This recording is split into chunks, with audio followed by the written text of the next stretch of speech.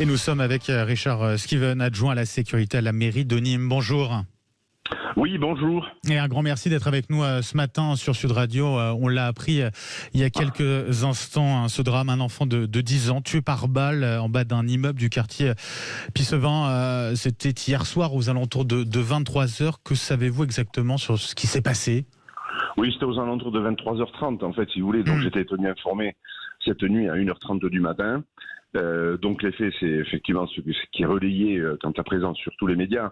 Donc un enfant qui était à bord d'un véhicule, donc avec son oncle qui conduisait le véhicule, donc 2 enfants à bord, donc un enfant de 7 ans et 10 ans, donc il circulait librement sur l'avenue des Arts dans le quartier Pissevin, et puis ce véhicule a fait l'objet de tirs réciproques. 2 dealers qui sont venus s'affronter sur ce territoire, le territoire donc qui est gangréné par le trafic de produits stupéfiants. Donc le conducteur aurait pris 3 balles, 3 impacts au niveau du dos. Il aurait désiré effectivement donc toujours lucide. Il a voulu poursuivre sa route et aller jusqu'au CHU afin de se faire soigner.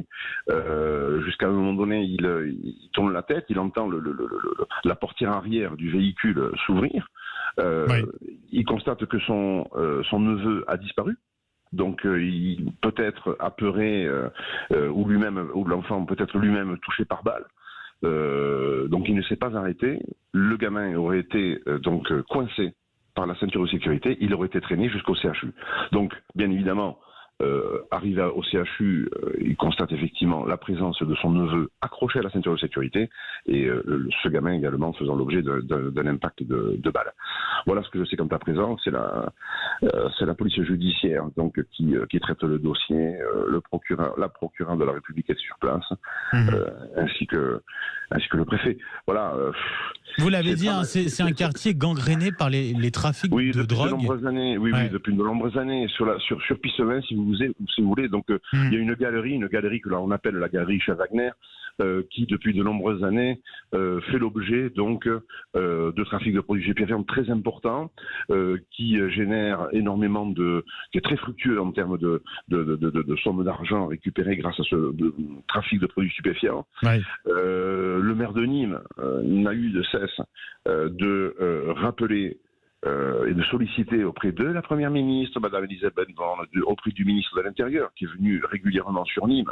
Je crois que depuis le début de la mandature, depuis 2020, le ministre de l'Intérieur est venu au moins à 5 reprises. Donc il connaît très bien donc l'impact donc de ces dealers sur le territoire. Il faut savoir que depuis 10 jours, nous avons eu 3 faits d'armes importants quand même.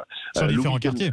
Voilà, donc le week-end précédent, le week-end dernier, nous avons eu 2 échanges de tirs sur Val-de-Gour, où un jeune donc a été impacté par balle. Le week-end d'avant, on a eu un jeune de 16 ans et un jeune de 21 ans impacté également par balle. Donc oui, je pense que ça commence à faire beaucoup. Je pense qu'il n'y a pas que Marseille. On parle que Nîmes, c'est un peu l'antichambre de Marseille. Donc Nîmes, pour l'instant, Marseille a quant à présent la CRS 8 qui est venue en renfort pour sécuriser à la fois les habitants et limiter en quelque sorte le trafic de produits stupéfiants. Nous espérons aussi que le nouveau préfet, Monsieur Jérôme Bonnet, sollicite le ministre de l'Intérieur pour obtenir des forces de sécurité supplémentaires en type de CRS. Parce que vous n'avez pas eu de renfort jusqu'à présent Non, c'est exact. Suivant les événements, on a eu des renforts ponctuels, donc on a eu le CRS, une gendarmerie mobile qui viennent pour sécuriser un petit peu des habitants et dans ces quartiers sensibles. Mais effectivement, ce ne sont pas des forces qui sont pérennisées sur le territoire. Ce sont des forces qui viennent ponctuellement. C'est le propre des unités de forces mobiles, vous savez. Donc il n'y a pas que Nîmes. Voilà, donc c'est le propre effectivement de ces forces mobiles de sécurité qui se déplacent à l'endroit où effectivement on en a besoin. Mais il est ce que vous vous demandez, c'est un peu à l'image de Marseille où Emmanuel Macron a promis une compagnie de CRS postée sur le long terme du côté de la cité phocéenne. Vous demandez aussi pour vous, pour Nîmes, une telle force aussi de CRS sur place qui reste ? Oui. Oui, complètement. Donc là-dessus, c'est pour ça que on a mis en place, on a construit, on a établi un contrat de sécurité intégré que le ministre de l'Intérieur devait venir signer donc au mois de juin. Donc on en a parlé lorsqu'il est venu au mois de janvier, au mois d'avril.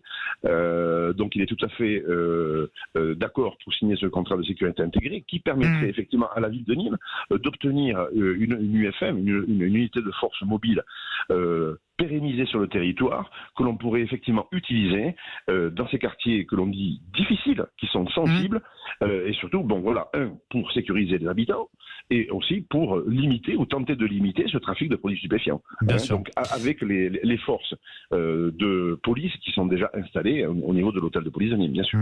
Richard Skiven, adjoint à la sécurité à la mairie de Nîmes, un grand merci pour toutes ces précisions. Bonne journée, bon courage à vous. Avec plaisir, merci, au revoir.